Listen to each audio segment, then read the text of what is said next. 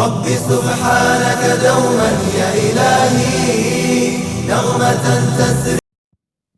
بسم الله والحمد لله والصلاة والسلام على رسول الله وعلى آله وصحبه ومن والاه وسلم تسليما كثيرا. أما بعد, just once again I'd like to welcome you all back to this last edition of Chai Chat or Shy Chat, depending on where you're coming from. Me and Dr. Bilal were just talking about this. He said he doesn't even know what chai is, and he didn't know what he was doing, what it was about. So inshallah it's chai or shy, depending on where you come from. And inshallah we have Sheikh Salim al-Amri also eagerly waiting for a cup of tea. So inshallah we'll bring him on soon as well.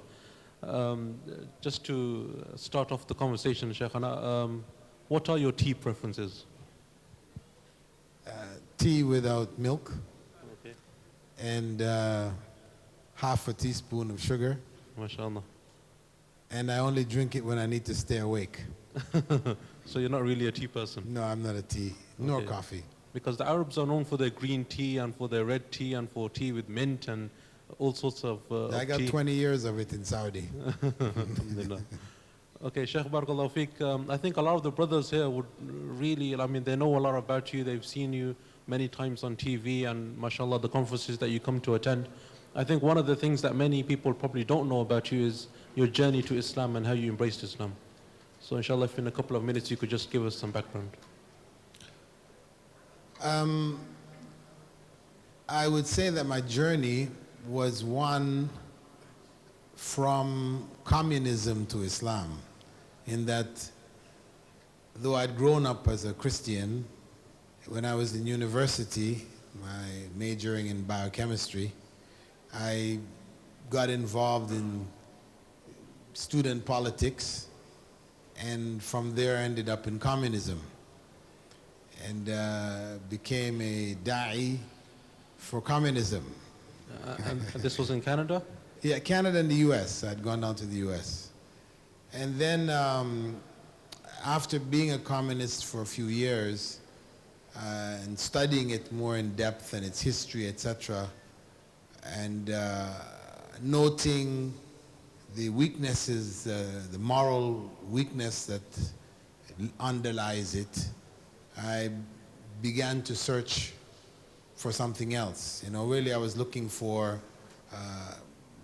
a way or a system which would ensure justice, you know, equality and even distribution of wealth and this kind of thing, which is what, fairness really, fairness, which is what had drawn me to communism in the first place, you know, to establish that just society. So what happened is that another brother by the name of al-Hakeem Quick, who at the time when I was in Toronto looking at this situation, he had given da'wah to one of the sisters who was in the organization in which I was, and she converted to Islam. And when she did, it struck me as something very strange, because she was a really hardcore communist, you know, even harder than I was. So that caused me to say, okay, let me have a look at this. You know, I'd been exposed to the Elijah thing. I'd gone to the US and gone to one of their temples, and it didn't seem right to me, you know, saying that God was a black man, and, you know, it just, I mean, I didn't believe in God anyway, but I mean, it just didn't make sense really. So I read a book, Islam the Misunderstood Religion by Muhammad Qutb. Actually, there was just that one book, that was enough, that convinced me that Islam would fulfill, or the system of Islam provides the means to fulfill all those things that I was seeking. You know, it had all the good that I had seen in communism and was free from the negative aspects. And what good was there in Christianity in terms of morality and these type of things? It had it, and even on a higher level. So I was convinced intellectually after reading the book that Islam was really the way of life that, or system that I felt I would want to attach myself to. And then it took some time after that, some months before, spiritually, I would then come back to God, because I had becoming a communist, you deny God's existence, and you don't just turn around in the middle of the night and all of a sudden you're a believer now, So it took a little bit of time. Alhamdulillah. Alhamdulillah. And then soon after you embraced Islam, you went to Medina and you studied in the Jamia there, the university. And I'm sure throughout your years, many, many years in Islam and in the field of da'wah, you've met many personalities, many mashayikh, many du'at. I'd like to know who, for you, was the most influential person for you, who you would class as that most influential person. Well, probably in my early studies, it would have been Sheikh Nasruddin al-Albani, because I used to attend his circles, study with him in Medina, when he used to come to Medina, and in Dar al-Hadith in Medina and in al-Har al-Sharqiyya. So I used to regularly attend, and he had the biggest influence. I mean, I bought up all of his books, and at the time, of course, publications were limited, but I used to spend all of my money buying his books, Silsilatul Ahadith and all these kind of things. So I was very much attracted to his approach, and I could say also, at that time, Sheikh Muqbil, who sort of represented Sheikh Nasir in his absence. He was imam in a masjid outside of Medina in Har Sharqiyya, where I used to regularly go. And he had a big sort of impact on me too. I loved his talks. And I learned Takhrij al-Hadith from him in his home. I used to sit and came there regularly, studying under him. MashaAllah. So these two, because of the fact that I spent more time with them. Of course, there were other people who I was impressed with in the university, the scholars in the various fields, but those two had the biggest impact on me because I was closest to them. MashaAllah.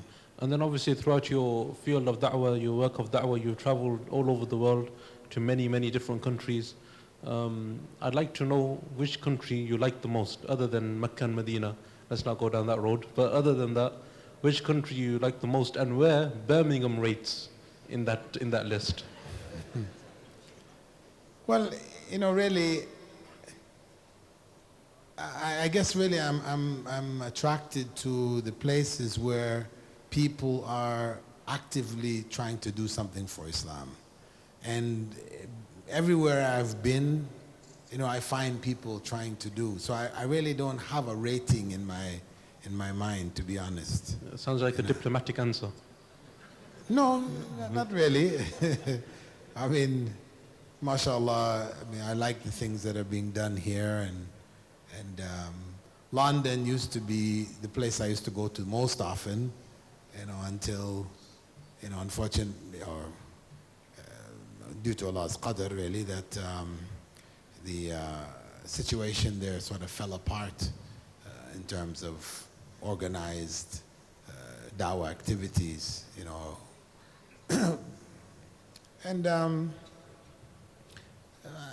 so in the UK, that's Birmingham seems to me, I feel to be the most active center that I've been working with currently. But outside, then it varies from place to place. I just came from Kenya.